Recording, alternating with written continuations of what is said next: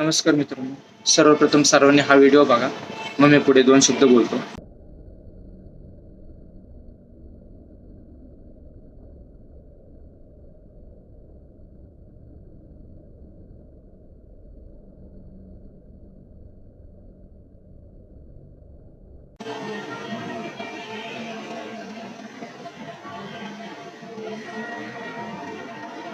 लोक आजही म्हणतात की मुलगा हवा, मुलगा हवा. का? कारण तो घराचं नाव पुढे नेतो. शेवटच्या वेळी खांद्यात येतो. शेवटच्या वेळी पाणी पाजतो.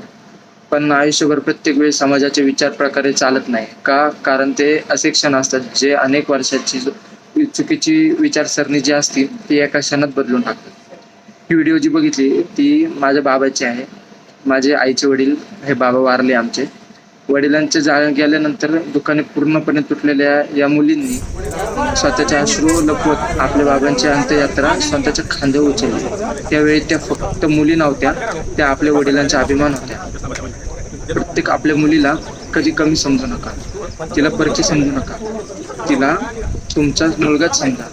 कारण आजच्या जगात मुलं जे करू शकत नाही त्या प्रत्येक गोष्टी मुली तितक्याच ताकदीने आणि जबाबदारीने करत आहेत.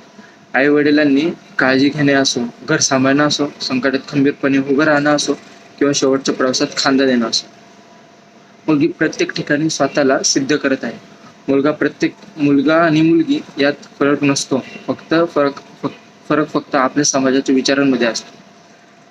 आणि ज्या दिवशी प्रत्येक आई वडील आपल्या मुलीकडे माझा अभिमान म्हणून पाहतील त्या दिवशी खऱ्या अर्थाने समाज बदलेल.